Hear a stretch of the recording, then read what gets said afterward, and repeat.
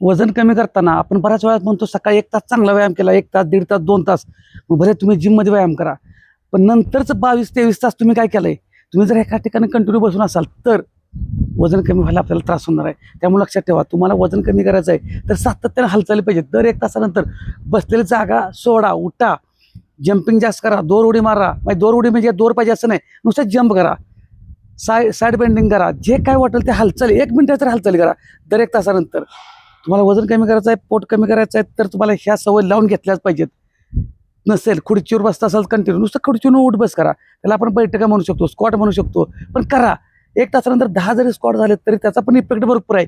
पण 1 तासानंतर काहीतरी ॲक्टिव्हिटी करा. तुम्हाला चांगला रिझल्ट पाहिजे असेल तर मात्र ह्या सवय लावलेच पाहिजेत.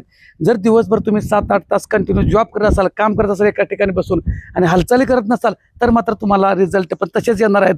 रिझल्ट जर चांगले पाहिजे असतील तर तुम्हाला ह्या सवयी बदलायलाच पाहिजेत आणि आजपासून 100% तो प्रयोग करून बघा. नुकसान काय होणार नाही, साईड काही इफेक्ट काय होणार नाही. त्यामुळे आजपासून करा आणि कोणी केलं, कोणी करताय त्याने कमेंटमध्ये नक्की सांगा. धन्यवाद.